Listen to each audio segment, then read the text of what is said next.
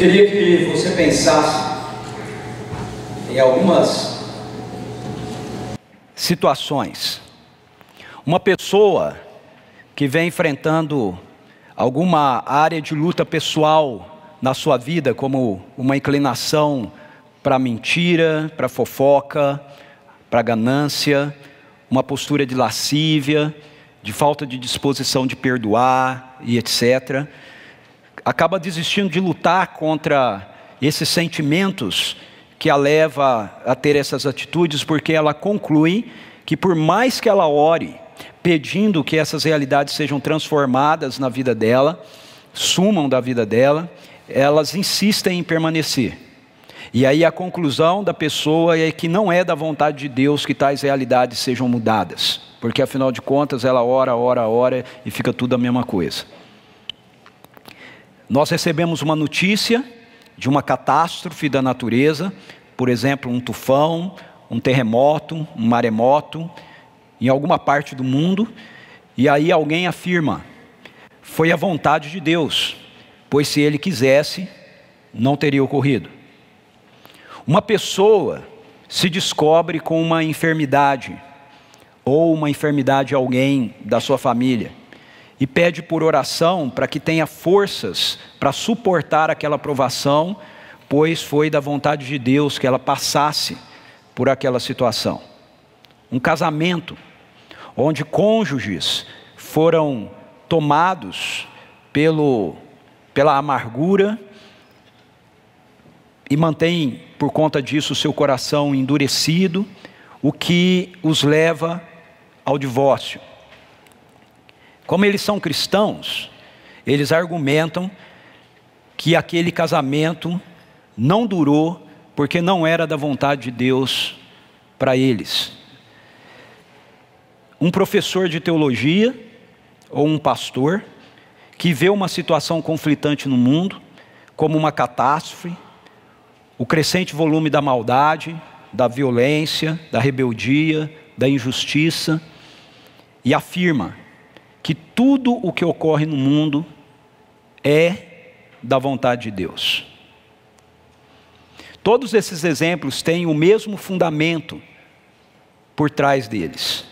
Todos eles têm a ideia de que essas coisas são assim por causa da soberania de Deus. Deus é soberano, então as coisas acontecem porque Ele quer que aconteça. A linha de raciocínio é essa: se Deus é soberano e tudo está sob o controle dEle, então tudo o que acontece é da vontade dEle. Parece ser uma verdade, mas é uma mentira, com aparência de verdade. Aqui nós temos mais um sofisma, que precisa ser desmascarado, para que nós possamos desfrutar de verdade da plenitude de vida que o reino de Deus nos trouxe, que o reino de Deus nos proporciona. O ensino concernente à soberania de Deus, sem dúvida nenhuma, é bíblico, é a espinha dorsal daquilo que nós chamamos de teologia calvinista, que tem a ver com um segmento de interpretação das Escrituras que vem de muito tempo e passa pela reforma através de um homem chamado João Calvino, que apresenta para a gente esse pressuposto como o centro da reflexão teológica e bíblica, essa realidade de que Deus é soberano. Isso significa dizer que Deus é totalmente poderoso e que Ele tem total controle do universo que Ele criou e da história na qual a gente está vivendo. A gente não tem qualquer dúvida quanto a isso, eu não tenho qualquer dúvida sobre isso. Nessa perspectiva eu sempre me afirmo, eu sou reformado, não é? Por causa disso, eu tenho uma teologia reformada por causa disso, porque eu creio indubitavelmente na realidade da soberania de Deus. Contudo, algumas implicações relacionadas a essa doutrina, esse ensino sobre a soberania de Deus, tem sido passado, tem sido ensinado de uma maneira que não expressa, na verdade, aquilo que a Escritura nos mostra a respeito do que seja a soberania de Deus. E é aqui que a gente lida com esse sofisma, esse outro sofisma que a gente precisa desmascarar. Porque o que muitas pessoas chamam de soberania de Deus, incluindo teólogos e pastores, na verdade, é um sofisma chamado fatalismo determinista, ou fatalismo determinismo. O problema com esse sofisma é que ele leva as pessoas a uma postura diante da vida, diante das circunstâncias, diante das situações de passividade. Elas acham que não há o que elas possam fazer diante das mais variadas situações, porque afinal de contas, Deus é soberano e quem está realizando aquelas situações é Deus, elas estão acontecendo dentro da vontade de Deus, logo não há como enfrentar isso. Então é importante nós compreendermos a verdadeira visão bíblica quanto à soberania de Deus. E a gente vai fazer isso olhando para esse texto aí do Salmo 145. Então eu convido você a ligar a sua Bíblia, ou abrir a sua Bíblia no Salmo 145. E a gente vai usar a projeção ali também para mostrar os textos bíblicos, mas eu queria incentivar você a, se você estiver aí com a sua Bíblia, no seu celular ou física, que você abrisse o texto comigo lá. Quando a gente abre, nós podemos ler, como eu falei, João Calvino diz que essa é a espinha dorsal da teologia bíblica, é a soberania de Deus. E quando a gente lê as Escrituras, a gente vai encontrar essa realidade do começo ao fim das Escrituras, apresentando para a gente realmente um Deus soberano. Então nós poderíamos usar muitos textos das Escrituras. Eu resolvi usar esse Salmo 145, né? Eu e o David trabalhamos nele, porque ele vai nos ajudar meio que ter uma visão sistemática, ok? Dessa questão da soberania de Deus. A primeira coisa que o Salmo apresenta para a gente é que a soberania de Deus, ela é atrelada à natureza de Deus. Olha como o Salmo começa. O salmista diz assim: eu te exaltarei, meu Deus e meu Rei, bendirei o teu nome para todo sempre, todos os dias te bendirei e louvarei o teu nome para todo sempre. Grande é o Senhor e digno de ser louvado, sua grandeza não tem limites. Preste atenção em algumas frases que aparecem nessa introdução de adoração do Salmo. Meu Deus, meu Rei. Grande é o Senhor, sua grandeza não tem limites. De fato, a revelação bíblica, então, nos mostra que Deus, Ele é assim, Ele é grande, sua grandeza não tem limites, Ele é Rei. Deus é soberano. Ele é soberano porque Ele é Deus e Ele é Rei sobre tudo o que existe. Se você fizer um exercício de leitura, por exemplo, dos Salmos, grifando quantas vezes o salmista expressa essa afirmação, que o Senhor é Rei, grande é o Senhor, a grandeza do Senhor, você vai ficar impressionado de quantas vezes isso aparece só no livro de Salmos. O sofisma que opera, contudo, contra a soberania de Deus, se estabelece a partir de uma visão distorcida e limitada justamente do que vem a ser essa natureza da pessoa de Deus. Ok? As pessoas, na maioria das vezes, confundem a perspectiva da soberania de Deus com o fatalismo determinista, porque na verdade elas não conseguem compreender a natureza da pessoa de Deus. Aí eu queria apontar aqui 3 correntes atuais mais comuns quanto a essa questão da distorção da soberania de Deus a partir de uma má compreensão da natureza de Deus. A primeira delas é o deísmo. O que é o deísmo? Essa é a mais antiga das explicações, ok? O deísmo é uma corrente de interpretação da pessoa de Deus que propõe que Deus é soberano no seu ato criador. Ou seja, é Deus e somente Deus quem cria tudo que existe. Mas depois que Ele cria tudo que há, Ele estabelece leis para o funcionamento da sua criação, e Ele coloca então a criação em funcionamento, e aí ele não interfere mais naquilo que está acontecendo. Como Deus, ele apenas olha e vê todos os acontecimentos, porque afinal de contas ele estabeleceu leis que são imutáveis e ele mesmo não interfere então nessas leis. Isso é o deísmo. Veja que é uma má compreensão da natureza de quem Deus é. Essa ideia de que Deus é uma espécie de um grande relojoeiro. Esse é um exemplo que muito tempo é dado sobre o deísmo, que constrói um relógio, dá corda nele e depois deixa ele funcionando, e aí ele só observa. O segundo equívoco cometido quanto à soberania de Deus, em relação à distorção da sua natureza, está naquilo que a gente chama de teísmo aberto. Essa explicação, ela parte da ideia de que Deus age no mundo, mas Ele não conhece tudo o que vai acontecer. Ele não sabe tudo o que vai acontecer. Então, Ele age na medida que as coisas acontecem. À medida que vão acontecendo os acontecimentos, as coisas vão ocorrendo, então Ele vai agindo para arrumar, para consertar aquilo que está acontecendo. Então, Ele não é culpado do que está acontecendo, porque Ele não sabia que ia acontecer aquilo. Logo, Ele procura corrigir o que está acontecendo de errado. Veja que de novo é uma distorção da sua natureza, porque as Escrituras nos mostram por muitos textos que Deus, Ele é onisciente, Ele conhece todas as coisas, Ele é onipresente, ok?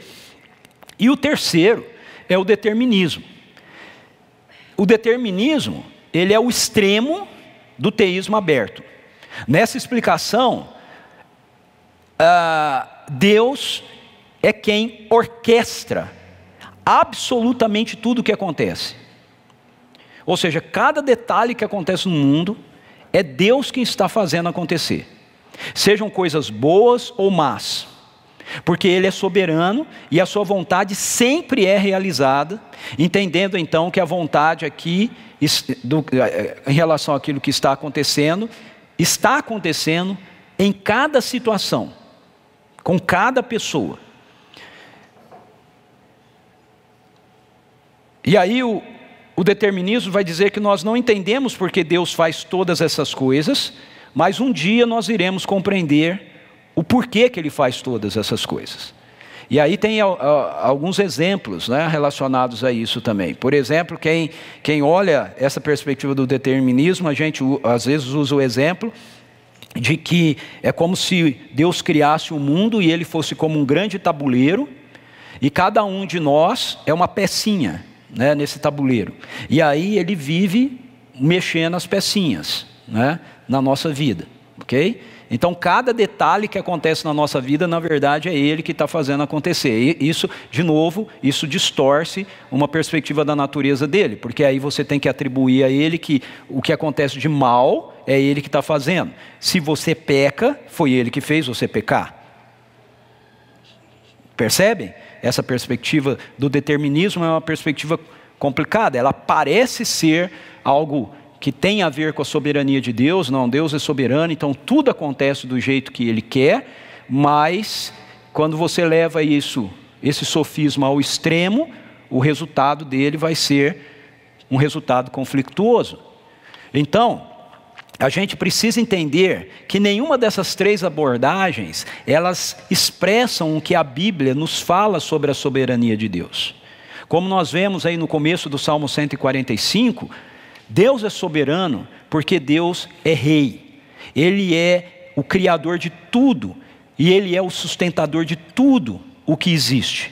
Mas isso não significa, não é a mesma coisa que dizer que cada coisa que acontece porque Ele está fazendo acontecer. Eu quero citar um teólogo aqui do século passado, A.W. Pink. Ele foi um renomado teólogo e ele diz assim: o que queremos dizer com essa expressão, soberania de Deus? Queremos afirmar a supremacia de Deus, a realeza de Deus, a divindade de Deus. Dizer que Deus é soberano é declarar que Deus é Deus. Então a soberania de Deus está atrelada à pessoa de Deus, à natureza de Deus. A gente precisa começar entendendo a soberania por aí.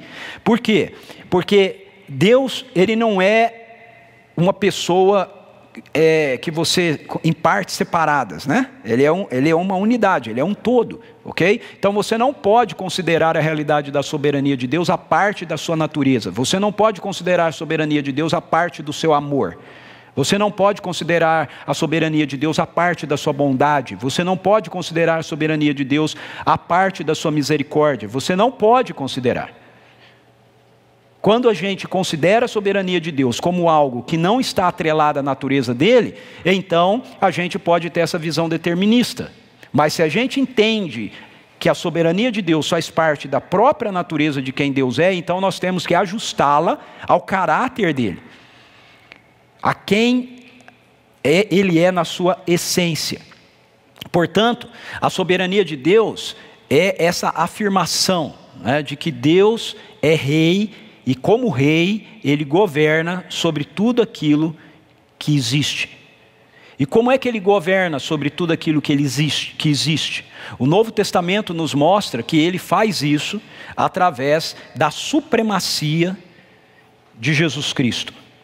Veja Efésios capítulo 1, versos 22 e 23, o apóstolo Paulo diz assim: Deus colocou todas as coisas debaixo de seus pés aqui é dos pés de Jesus, e o designou cabeça de todas as coisas para a igreja, que é o seu corpo, a plenitude daquele que enche todas as coisas em toda e qualquer circunstância. Então, o apóstolo Paulo está dizendo aí para a gente que a maneira de Deus manifestar o governo dele no mundo, na criação, naquilo que a gente enxerga e naquilo que a gente não enxerga, é através de quem Jesus Cristo é e do que Jesus Cristo fez. E para que fique evidente que Deus governa, que Ele é rei, Paulo diz que Deus deu a Jesus a igreja. Ou seja, na igreja, na nossa vida como pessoas que se rendem ao governo de Jesus, na vida de qualquer pessoa que se renda ao governo dele, que se renda ao Evangelho, o mundo, inclusive os principados e potestades, deveriam enxergar o fato de que Deus governa, de que Deus é rei e de que Ele é soberano. E entendendo isso, enxergando isso, se eu não estou debaixo do seu governo, se eu não estou debaixo da sua soberania, então eu estou me rebelando contra ela. Quando a gente lê o Novo Testamento, entendendo o Antigo Testamento, entendendo essa perspectiva, a gente vai perceber que é isso que está acontecendo ao longo de toda a história do Antigo Testamento. Veja, o Antigo Testamento não mostra para a gente que as pessoas fazem as coisas do jeito que elas fazem, porque Deus está fazendo elas fazerem do jeito que elas fazem.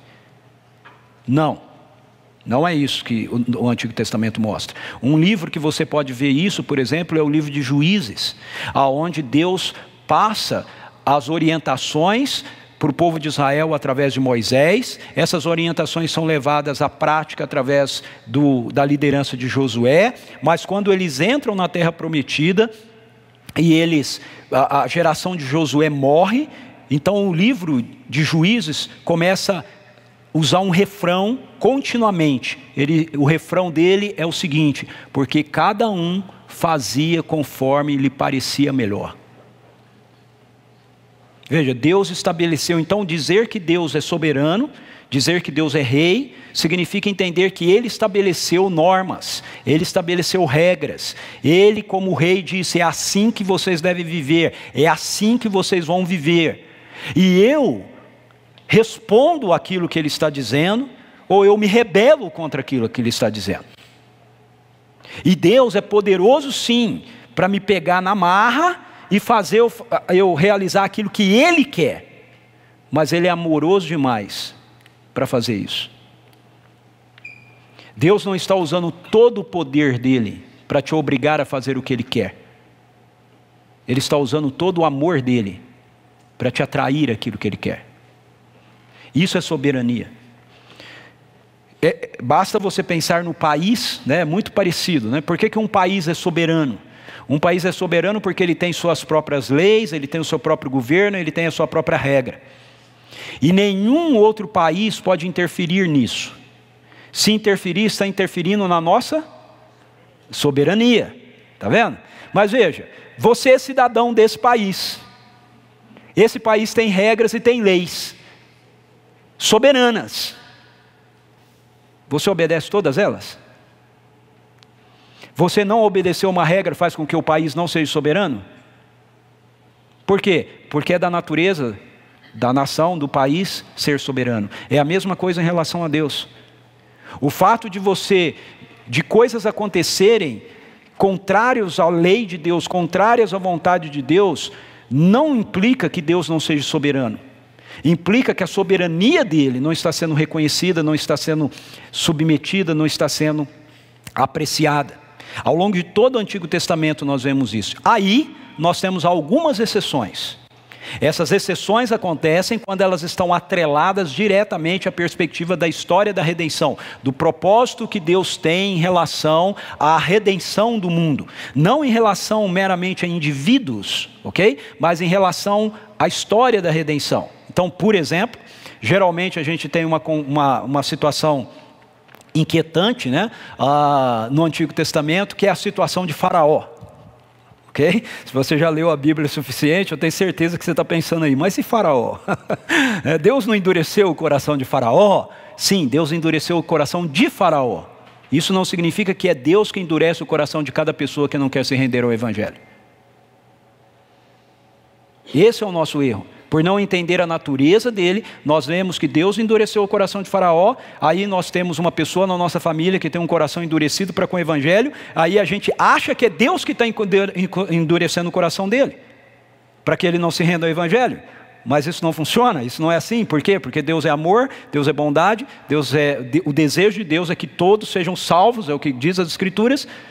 Então, para você entender sobre Deus endurecer o coração de Faraó, você tem que entender a história da redenção. Por que que Deus endurece o coração de Faraó?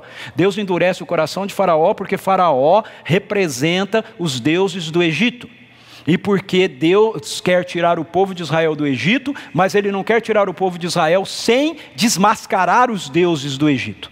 Então, se na primeira ação Faraó já deixa o povo ir, o povo não fica sabendo que aqueles deuses do Egito não são deuses. Então Deus endurece o coração de Faraó nessa circunstância, porque Ele quer provar para toda a nação de Israel e para nós também, que iríamos conhecer isso depois, que nenhum dos 10 deuses do panteão egípcio eram deuses, inclusive Faraó, porque o seu primogênito morre.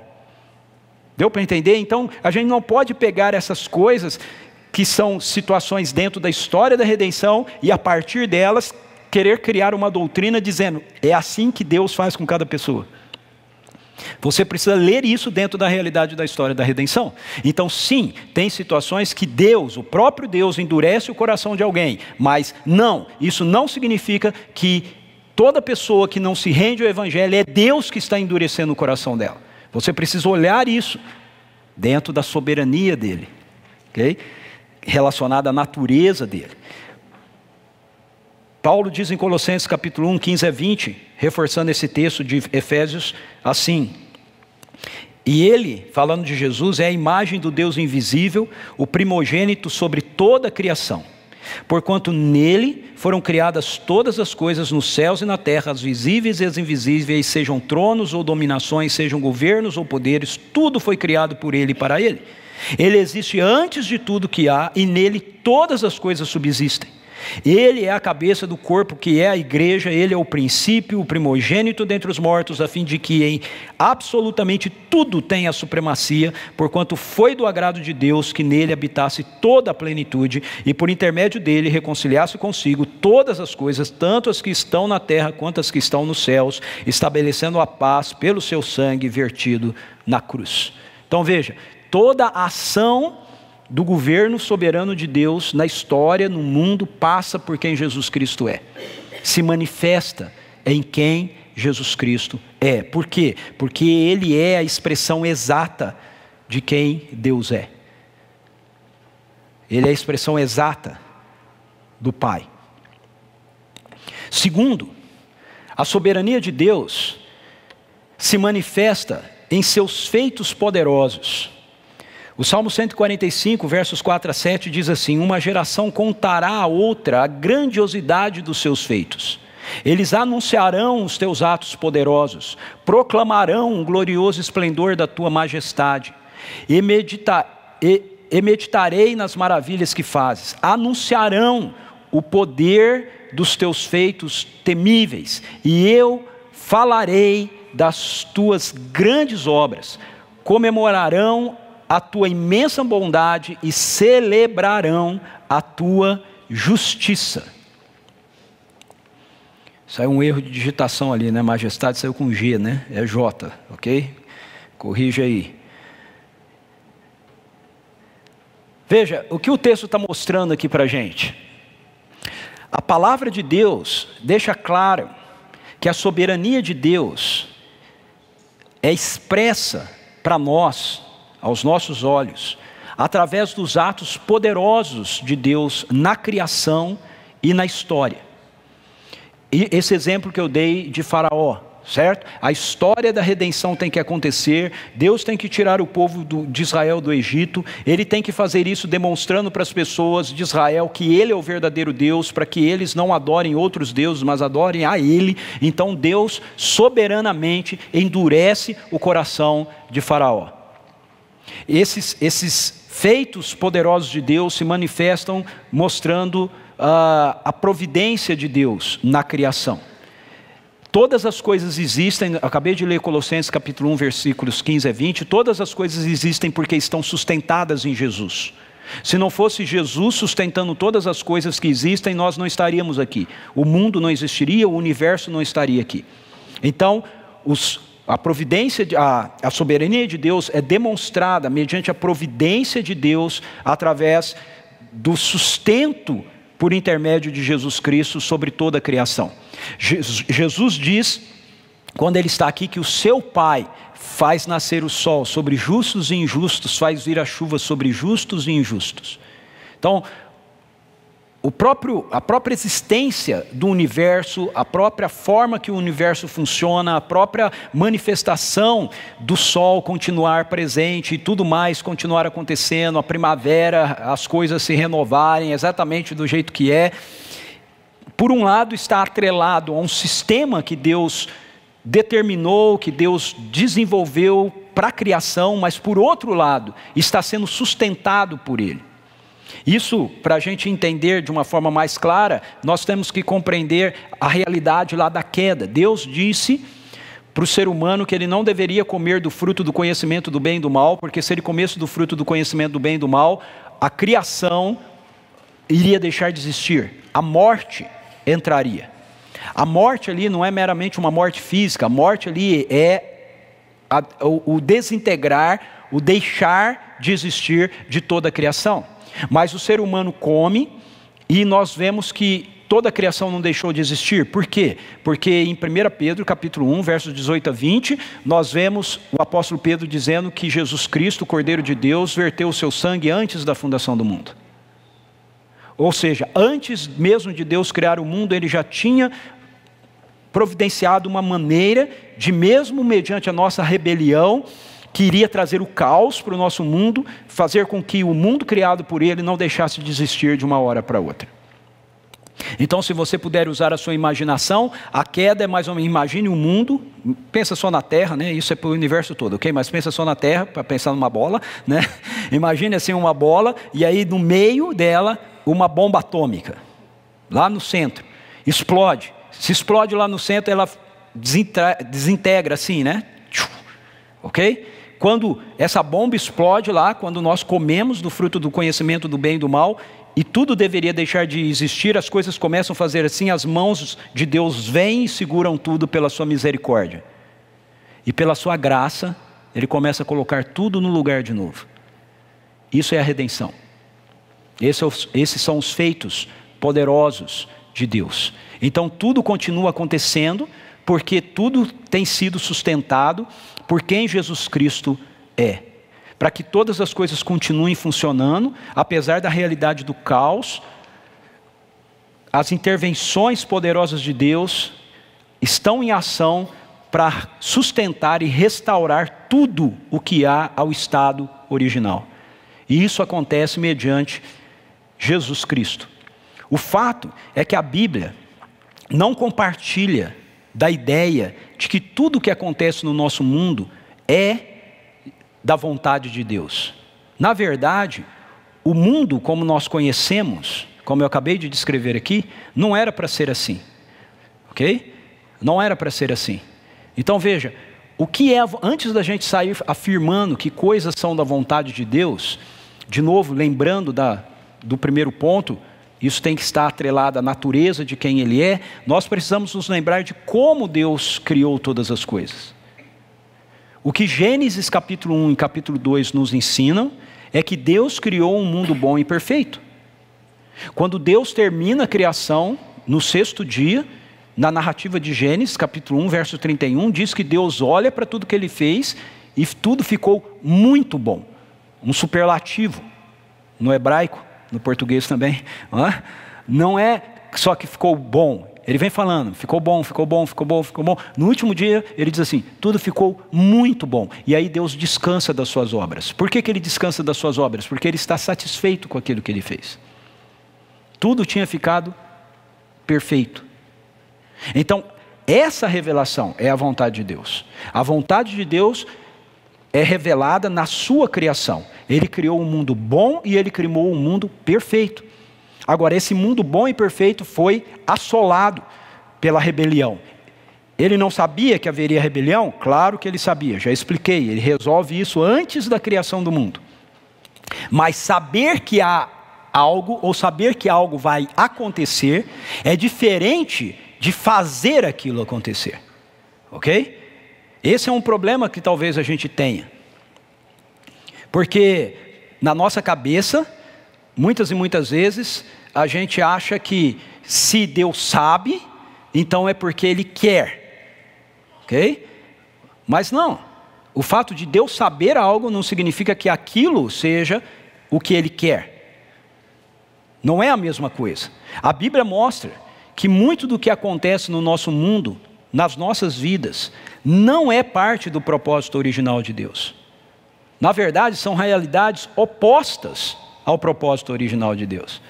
Deus te criou para você ser a imagem e semelhança dEle. Ele te criou como um filho e uma filha. Ele te criou para você se relacionar com Ele, você ter intimidade com Ele. Ele criou os seres humanos para isso. Romanos capítulo 1, a partir do verso 18, o apóstolo Paulo mostra para a gente que quando isso não acontece, não é que é a vontade de Deus, é que nós estamos rebelados contra a vontade de Deus. Paulo diz assim, e Deus manifestou o seu juízo. O juízo de Deus é manifestado contra toda a rebelião. Toda a rebelião. Então veja, não faz o mínimo sentido. Se tudo que está acontecendo, se tudo que acontece na vida dos seres humanos, se tudo que acontece na nossa vida está de acordo com a vontade de Deus, é o que Deus quer, então por que Deus vai exercer juízo contra isso, se isso é o que Ele quer? Não, Ele vai exercer juízo porque na verdade essas coisas são contrárias àquilo que Ele quer. É contrário à vontade dEle.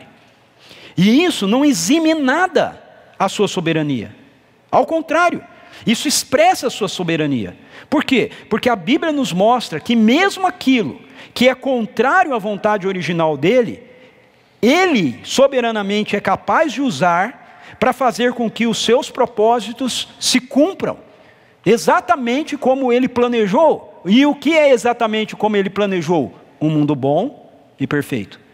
Então, apesar de tudo aquilo que acontece ao nosso redor, apesar do caos, apesar das injustiças, apesar do Supremo Tribunal Federal, certo? Tudo Deus usa para fazer com que um mundo bom e perfeito venha a ser estabelecido. Volte a ser a realidade da sua criação. É por isso que o apóstolo Paulo, ele pode falar isso aqui em Romanos 8, 28 a 30. E presta atenção para você não entender o que ele está falando errado.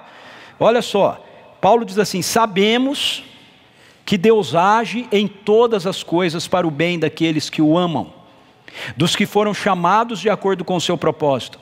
Pois aqueles que de antemão conheceu também os predestinou para serem conformes à imagem de seu Filho, a fim de que ele seja o primogênito entre muitos irmãos. E aos que predestinou também chamou, aos que chamou também justificou, aos que justificou também glorificou.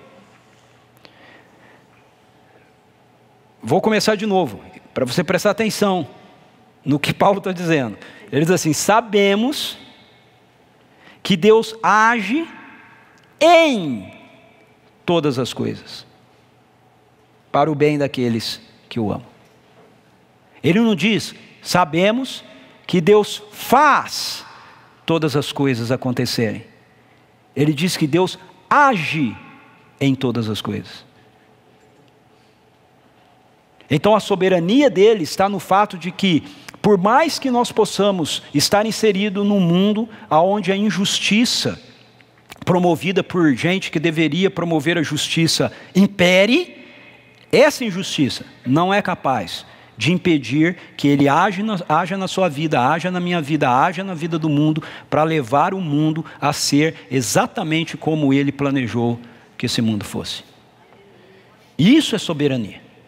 A soberania dele está atrelada ao fato de que não importa o que as pessoas façam, não importa o que a sociedade, para onde a sociedade caminhe, não importa quão longe a gente possa ficar do coração dele, ele não desiste de operar através do poder de Cristo Jesus para redimir a criação.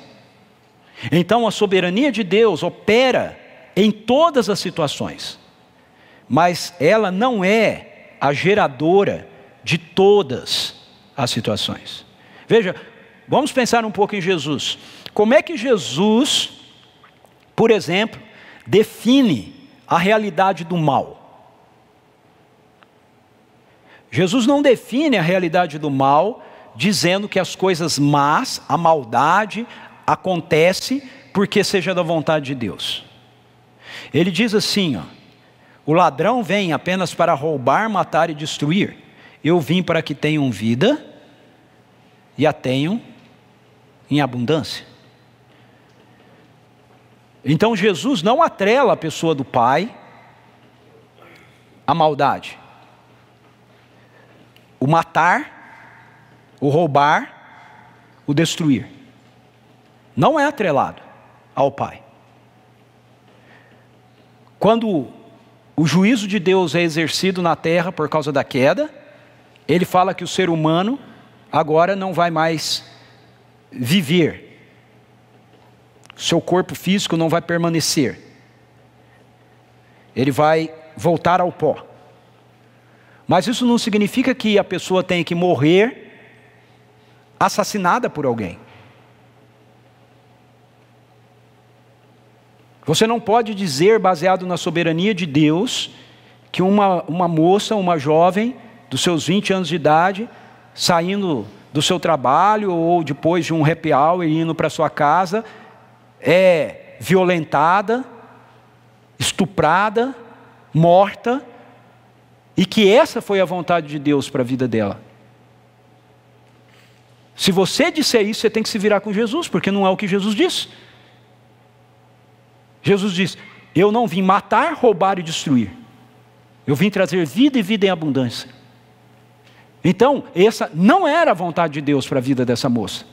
Por que foi assim? Foi assim porque as pessoas que deveriam fazer a vontade de Deus, viver debaixo do governo de Deus, se rebelaram contra ela e exercem a maldade. E é por isso que há juízo. É por isso que tem que existir inferno. É por isso que nós vamos ter que prestar contas a Deus. Porque se tudo o que acontece é de acordo com aquilo que Ele quer, não faz o mínimo sentido a gente ter que prestar contas para Ele. Prestar contas do que se Ele está fazendo você fazer aquilo que você está fazendo? Nós temos um exemplo bíblico sobre isso que é logo em Gênesis 4. Veja, Gênesis 4, era da vontade de Deus que Caim matasse Abel? Não, ele vai até Caim e ele diz para Caim, o pecado jaz à sua porta, a ti cumpre dominá-lo. A ti cumpre dominá-lo. E o que Caim faz? Ele mata Abel. E que Deus faz? Ok, Caim, eu entendo. Você não pode ir contra a minha vontade. Ele diz para Caim: o que fizeste? O sangue do teu irmão Abel clama da terra a mim. Então, é o sofisma do determinismo fatalista que está operando na nossa mente, não o ensino da soberania de Deus, quando nós queremos atribuir a Ele a autoria do caos.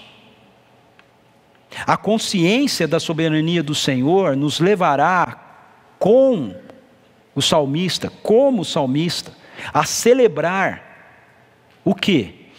Os feitos poderosos, advindos da bondade do Senhor. Olha o que o salmista diz nos versos 8 a 10. O Senhor é misericordioso e compassivo, paciente e transbordante de amor. O Senhor é bom para todos. A sua compaixão alcança todas as suas criaturas. Rendam-te graças todas as tuas criaturas, Senhor, e os teus fiéis te bendigam. Deus é soberano.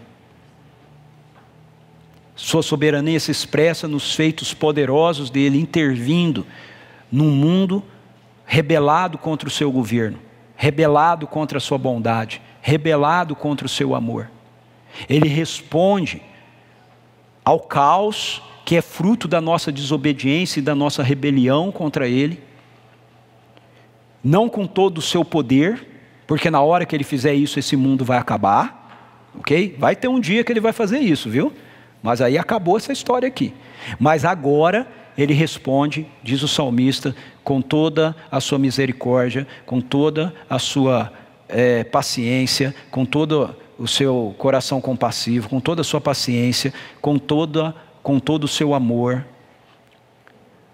sua compaixão, que alcança todas as criaturas. É assim que ele responde. Ele está consertando as coisas. E aí a gente tem que entender de novo que o maior ato poderoso de Deus na história é uma cruz que se levantou há 2000 anos atrás.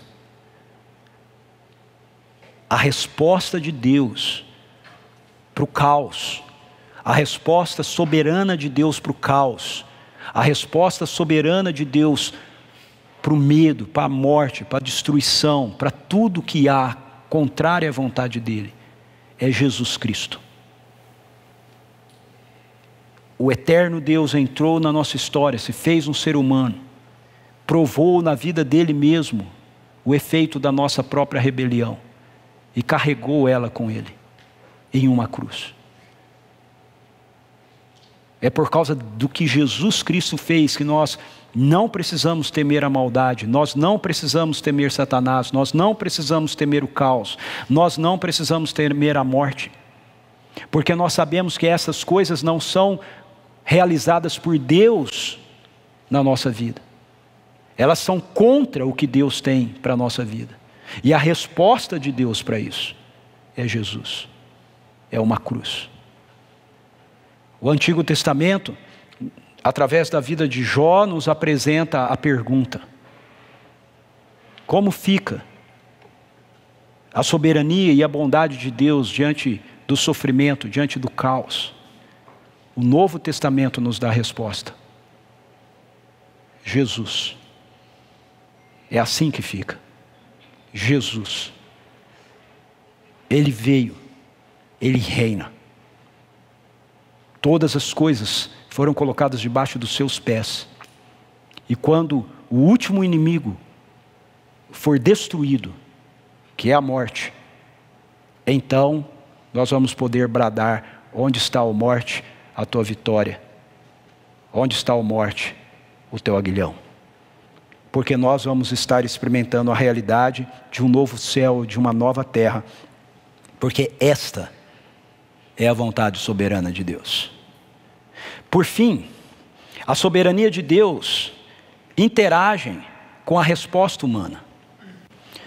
Tem duas doutrinas que caminham paralelamente nas Escrituras, tem muitas que caminham, mas aqui sobre esse ponto, que é a soberania de Deus e a responsabilidade humana. Deus nos criou como seres à sua imagem e à sua semelhança, então nós somos seres criados para responder e interagir com a sua pessoa. Logo, nós somos criados para responder e interagir com a sua soberania. Veja como o salmista mostra isso para a gente nos versos 11 a 13. Eles anunciarão a glória do teu reino e falarão do teu poder, para que todos saibam dos teus feitos poderosos e do glorioso esplendor do teu reino. O teu reino é eterno, é reino eterno, e o teu domínio permanece de geração em geração. O Senhor é fiel em todas as suas promessas e é bondoso em tudo o que faz. Eles anunciarão. Ou seja, nós reconhecemos, nós temos essa ação de Deus, mas nós temos uma resposta a ela. Uma resposta a esse poder que Deus opera na história. A Bíblia nos ensina que Deus criou o ser humano à sua imagem e à sua semelhança, e isso inclui o fato de que Deus nos criou para sermos responsáveis diante da nossa vida e para sermos responsivos a quem Ele é. Grave essas duas palavras: responsabilidade e resposta, responsividade. Ambas foram criadas por Deus. Essas duas posturas são posturas que existem na nossa vida. Nós somos criados para sermos responsáveis diante da criação que Ele colocou debaixo do nosso domínio, e nós somos criados para sermos responsivos a Ele, ao nosso relacionamento com Ele. Um dos maiores problemas do sofisma, do fatalismo, determinismo, é ser compreendido, em se compreender a soberania de Deus, é justamente, em ser confundido com a soberania de Deus, é justamente o fato de que Ele nos esvazia dessas duas coisas. Ele nos esvazia da nossa responsabilidade, porque tudo acontece porque é da vontade de Deus, e Ele nos esvazia da nossa resposta, da nossa responsividade. Nós não respondemos, nós não buscamos, nós não nos relacionamos, nós não fazemos aquilo que cabe a nós fazermos, como fruto do nosso relacionamento com Deus. Para muitos, a relação de Deus para com o ser humano é como se a sua soberania fosse uma espécie de programa de computador. Sabe? É como se a nossa vida fosse um computador, o mundo fosse um computador, e Deus baixasse lá um programa, e aí Ele dá os comandos, e as coisas funcionam de acordo com os comandos que Ele dá. Eu não tenho nada a ver com isso. Eu só realizo aquilo que Deus quer, aquilo que Ele determinou.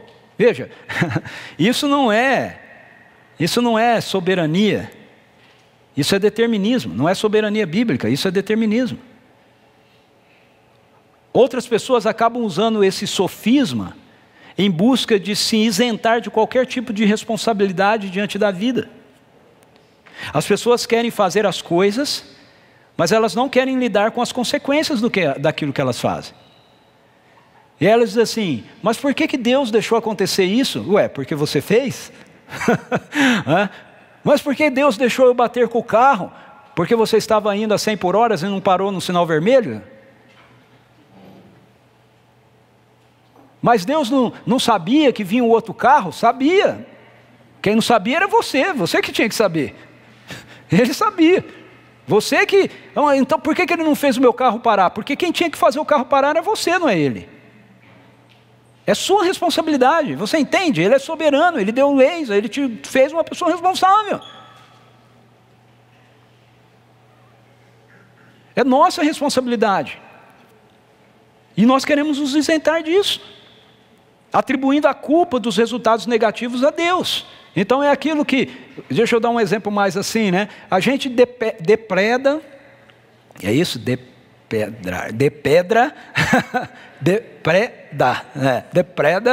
a natureza, né?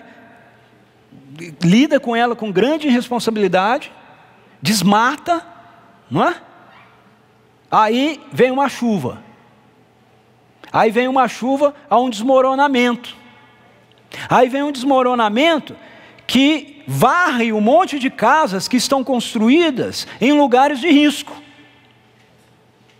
E aí a gente diz assim, mas se Deus é amor, como é que Ele permitiu que um negócio desse acontecesse? Ô meu filho, não foi Ele que permitiu, foi você que fez, criatura. Foi o ser humano que fez. Nós desmatamos o negócio, nós construímos onde não podia construir. Aí chove. De acordo com Jesus, Ele faz vir a sua chuva sobre justos e injustos. Ele fez vir sua chuva. Agora, se você for injusto, se nós somos injustos, se nós somos irresponsáveis, que culpa Deus tem nisso? Então a gente tem essa visão de Deus como se Ele fosse uma espécie de gênio da lâmpada de Aladim, que tem que ficar vindo interferir nas besteiras da vida que a gente faz. Para de fazer besteira. Para de fazer besteira, seja responsável. Haja com responsabilidade. E a bênção de Deus vai estar com você. A bênção de Deus vai estar comigo. Mas a gente vive do jeito que a gente quer, come do jeito que a gente quer, faz as coisas do jeito que a gente quer, aí depois tem um infarto. Nossa, por que Deus deixou acontecer isso? Ele não deixou, querido. Você que deixou. Você que deixou. Você que fez. Você que fez. Foi irresponsável. Entende? O problema é que a Bíblia não nos dá a mínima possibilidade da gente agir assim. A soberania de Deus, em nenhum momento da revelação bíblica, nos exime da responsabilidade que nós temos dentro da criação de Deus. Olha esse texto de Paulo, como é sério. Ele diz assim: não se deixe enganar, de Deus não se zomba, pois o que o homem semear, isso também colherá. Não importa que você seja salvo, não importa que Jesus Cristo morreu por você, se você lidar com a sua vida aqui de forma irresponsável, Deus não vai olhar para você e dizer assim: ok, ele está fazendo um monte de besteira, mas eu não vou deixar nada acontecer com ele não, porque afinal de contas Jesus Cristo salvou. Não, vai acontecer. Porque você está zombando dele. Você vai morrer e vai para o céu. Não? Tá bom. O céu está garantido. Ok? Mas uma vida boa na terra do jeito que Deus planejou que fosse, só é garantida se você viver de conformidade com aquilo que Ele te orienta a viver. Então veja, mais uma vez a questão aqui se esbarra com essa questão, com esse ponto da vontade de Deus. Nós entendemos que se Deus é soberano, então aquilo que é a vontade dEle é soberano e se cumprirá independentemente do que façamos. Isso é determinismo fatalista. Isso não é soberania. O que a Bíblia nos ensina quanto a isso é que a vontade de Deus é tanto imutável como responsiva. Veja, deixa-me te ajudar um pouquinho com isso. Há duas palavras gregas diferentes usadas na Bíblia para se referir à vontade de Deus. Uma palavra é a palavra bulema. Bulema, quando aparece na Bíblia, sempre vai estar atrelada à vontade imutável de Deus. Tem a ver com, por exemplo, é da vontade de Deus que Jesus Cristo ressuscite dos mortos. É bulema. Nada poderia mudar isso. Era da vontade de Deus que Jesus morresse numa cruz. É imutável, nada pode mudar isso. Então, os textos bíblicos, quando falam a respeito da vontade de Deus concernente à história da redenção, aparece a palavra vontade lá. Se você for no original, é certeza que você vai encontrar essa palavra. Não importa o que aconteça no mundo, como eu falo sempre, né? Eu li o livro. Eu sei o fim da história. Bulema. O islamismo está crescendo muito. Não importa. A história não termina com o mundo rendido ao islamismo. A história termina com o mundo rendido a Jesus Cristo. Isso é bulema. Não importa o que aconteça, vai terminar, vai chegar lá. Agora, tem outra palavra que aparece, e essa aparece muito mais vezes. É a palavra telema. Telema é uma palavra no grego que se refere à vontade responsiva de Deus. É algo que Deus, que quando aparece, essa palavra aparece com Deus dizendo, ó, essa é minha vontade. Mas para ela ser feita, você precisa responder a ela. Então, por exemplo, Romanos 12, 1 e 2. Paulo diz assim, portanto, ofereçam-se como sacrifício vivo, santo e agradável a Deus, que é o vosso culto racional. E não vos conformeis com esse século, para que experimenteis qual seja a boa, agradável e perfeita vontade de Deus. Ou seja, você só vai experimentar a vontade de Deus se você se oferecer como sacrifício vivo, se você não se conformar com o presente século, se a sua mente for renovada com a mente de Cristo. Se essas coisas não acontecerem, você não vai experimentar qual é a boa, perfeita e agradável vontade de Deus. Esse é um exemplo. Então, sempre tem algo que eu preciso fazer. Portanto, a primeira é sempre usada relacionada ao plano revelado da redenção, e a segunda é usada para como nós respondemos ao que Deus determina para as nossas vidas. No Antigo Testamento ele diz assim, eis aqui 2 montes para o povo de Israel. Aqui está o monte Sião, aqui está o monte Gerezim. Esse é o monte das bênçãos, esse é o monte da maldição. Se você seguir aquilo que eu estou dizendo aqui, você vai encontrar paz, prosperidade, vitória para a sua vida. Se você andar de acordo com isso aqui, você vai encontrar morte e destruição. Morte e destruição é a vontade dele? Não. Essa é a vontade dele. Mas para você experimentar essa, você precisa responder a ela. Então, a vontade de Deus é soberana de modo determinado no que diz respeito a esses propósitos eternos do seu reino. Mas é uma vontade responsiva no que diz respeito à interação que nós exercemos com esse reino. Por isso o salmista termina dizendo assim, o Senhor é justo em todos os seus caminhos e é bondoso em tudo o que faz. O Senhor está perto de qualquer um? Não, você tem que ter vontade de o invocar. Ele está perto de todos os que o invocam, de todos os que o invocam com sinceridade. Ele realiza os desejos daqueles que o temem. Ele realiza o desejo de todo mundo? Não, dos que o temem. Se ele realiza o desejo dos que o temem, então não é tudo que acontece na vida que está sendo realizado por ele. Aquilo que é feito por quem não teme, não é Deus que está fazendo. Ele realiza o desejo daqueles que o temem. Ouve-os gritar por socorro e os salva. O Senhor cuida de todos os que o amam, mas todos os ímpios destruirá. Futuro. Lá, no dia do juízo. Portanto, em sua soberania, por um lado, Deus determinou coisas que só serão conforme aquilo que Ele disse. Mas Ele interage com outras, conforme nós respondemos à sua vontade. Deus não nos criou como máquinas programadas. Ele nos criou como seres relacionais, que interagem com a sua vontade. E dependendo da nossa interação, as coisas acontecem de uma maneira ou acontecem de outra maneira. E isso não afeta em nada a sua soberania, porque seja qual for a situação que nós estejamos inseridos, ela irá nos conduzir ao desfecho que Ele programou como imutável para nós. Qual é o desfecho que Ele programou como imutável para aqueles que se rendem? Sermos a imagem de Jesus. Então, mesmo que num momento a gente tome uma decisão responsiva à vontade dEle, que é contrária àquilo que Ele tem para nós, isso não vai impedir que Ele nos leve à imagem de Jesus. Mas isso vai impedir que a nossa vida pudesse desfrutar de coisas melhores do reino aqui. Nossas escolhas podem fazer com que as realidades do reino de Deus nos favoreça mais ou menos. A nós, a quem está ao nosso lado e a nossa geração. A maneira então que nós compreendemos a verdade sobre a soberania de Deus, irá afetar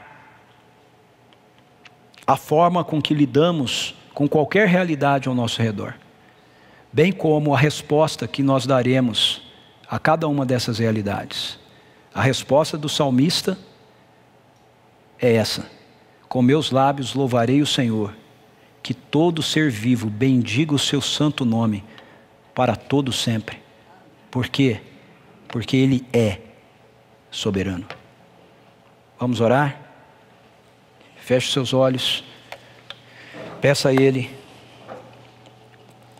que te dê a graça de ver submisso à soberania dEle, a interagir em obediência com ela. Agradeça a Ele pela segurança que a soberania dEle traz a você, pela garantia de que o mundo, a história, não está desgovernado, descontrolado, vai chegar num desfecho que Ele programou. Mas entenda que você pode chegar lá de uma forma muito melhor, se você responder à vontade boa, perfeita e agradável dEle, ao invés de ficar atribuindo a Ele, muitas e muitas vezes, suas decisões irresponsáveis, sua falta de compromisso, as tolices que tantas vezes a gente faz na vida. Comece a dizer para Deus: Senhor, eu preciso de um coração obediente. Obrigado, porque quando eu falhar, eu sei que isso não vai ser um impedimento para que o Senhor realize a tua vontade de me tornar a imagem do teu filho.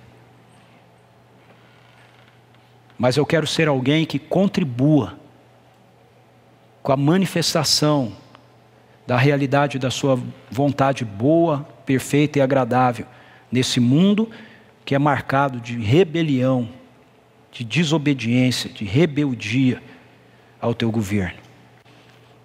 Diga a Ele obrigado, porque a resposta que o Senhor tinha que dar a isso, soberano, o Senhor deu, quando Jesus subiu naquela cruz, quando Jesus deixou aquele túmulo vazio. Louvado seja o Senhor, louvado seja o seu nome por isso. Essa é a nossa oração, Pai. Reconhecemos Tua grandeza, reconhecemos Tua soberania, reconhecemos que Tu és Rei, reconhecemos que como Rei o Senhor é digno de toda a nossa vida, toda a nossa adoração, todo o nosso louvor. Mas não, Pai, não queremos ser irresponsáveis para com a nossa vida, não queremos atribuir ao Senhor aquilo que Jesus não atribui ao Senhor. Jesus disse que o ladrão veio para matar, roubar e destruir. Não, Senhor. Então nós não cremos, Senhor, que nada que esteja relacionado ao caos é a vontade do Senhor, é movido pelo Senhor. Ao contrário, nós cremos que cada uma dessas coisas, o Senhor está respondendo a elas através do sacrifício do Teu Filho, através do poder do Teu Filho, corrigindo todas as coisas. E o Senhor nos alcança para sermos parte da Sua resposta soberana a um mundo quebrado, que precisa de cura, que precisa de libertação, que precisa de restauração, Senhor. Que nós possamos oferecer a nossa vida diariamente em sacrifício vivo, santo e agradável ao Senhor, sem nos conformarmos ao presente século, tendo a nossa mente renovada pela mente do Teu Filho, mediante a Tua palavra, para que assim a gente experimente a boa, perfeita e agradável vontade do Senhor, e a gente possa manifestar ao mundo a realidade da Tua vontade soberana. Em nome de Jesus nós oramos. Amém, Senhor. Amém. Amém.